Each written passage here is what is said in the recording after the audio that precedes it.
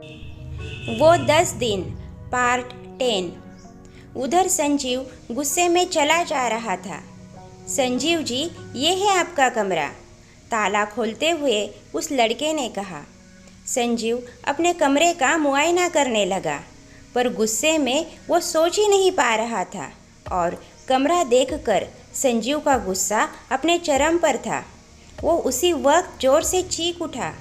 वो लड़का उसकी चीख सुनकर कुछ पल रुका और कुछ सोचते हुए आगे बढ़ गया। संजीव गुस्से में पागल हुए जा रहा था।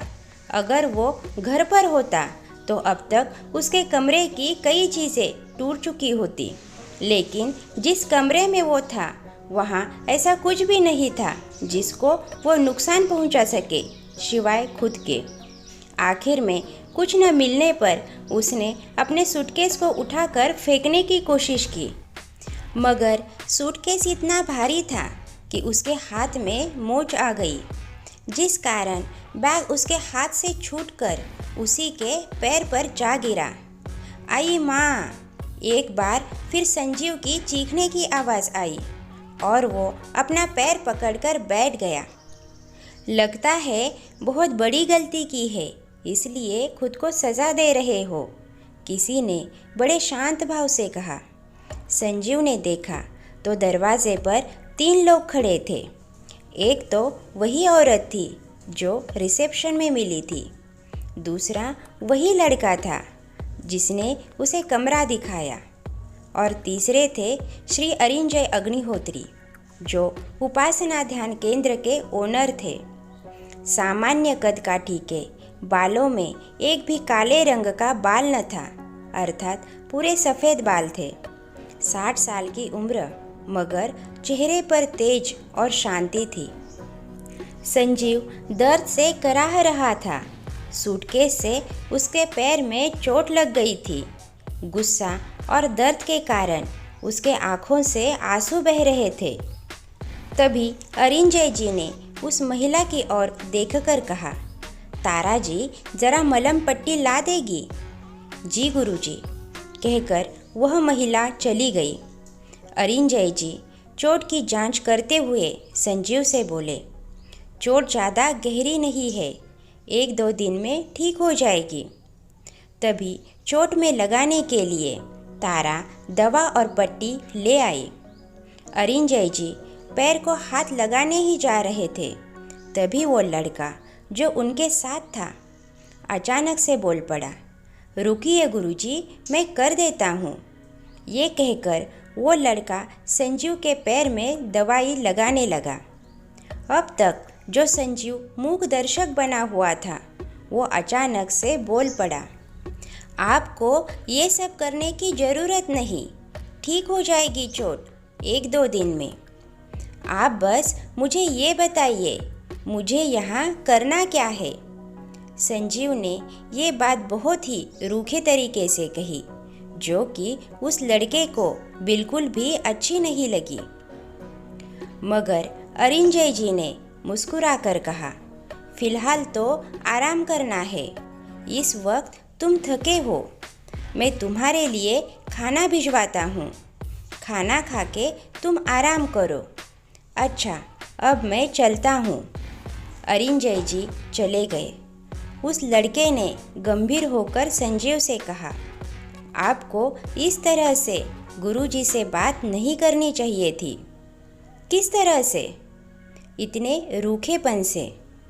मैं इसी तरह से बात करता हूँ, पता नहीं सबको मुझसे क्या समस्या है। मेरा सीधे तरीके से बात करना सबको इतना खराब क्यों लगता है? संजीव अपने राव में बोले जा रहा था। वह लड़का संजीव को बड़बड़ाते हुए देखकर बड़ा हैरान था कि संजीव को अपनी गलती का एहसास ही नहीं था, उल्टा वो सारी दुनिया की गलती निकाल रहा था। उसने चुपचाप वहाँ से जाने में अपनी भलाई समझी। वो सीधे वहाँ से निकलकर गुरुजी के पास गया। उधर संजीव तब तक बड़बड़ाता रहा जब तक उसके पास खाने की थाली नहीं आ गई। वह लड़का हैरानी से अपने गुरुजी के पास पहुंचा और हिचकिचाते हुए बोला, गुरुजी, वो संजीव जी बहुत गुस्सा हो रहे हैं। गुरुजी ने उस लड़के की बात को पूरा करते हुए कहा। उस लड़के ने हाँ में सर हिलाया।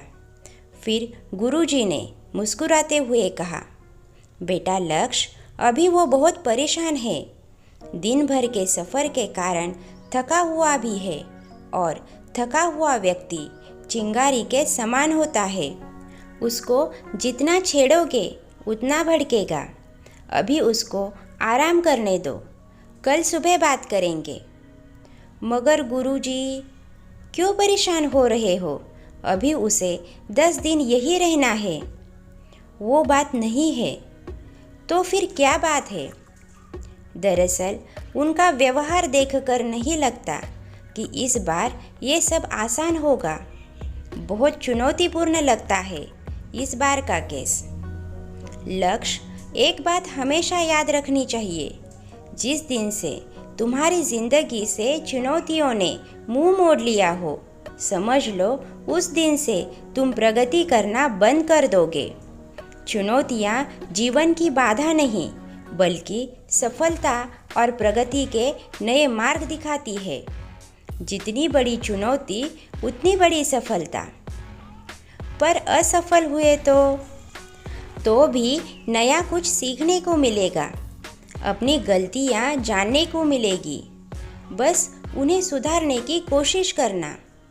अब जाओ और आराम करो। इस जवाब से लक्ष्य शांत हो गया और अभिवादन करके चला गया। इधर संजीव खाना खाने के बाद लेट गया और थकान के कारण उसे जल्दी ही नींद भी आ गई। क्रमशः दोस्तों, आगे की कहानी आपको नेक्स्ट वीडियो में सुनने को मिलेगी। कहानी अच्छी लगे तो लाइक ज़रूर कीजिए और ऐसी ही कहानियाँ सुनने के लिए हमारे चैनल को सब्सक्राइब कीजिए। मिलते हैं अगली कहानी में। धन्यवाद।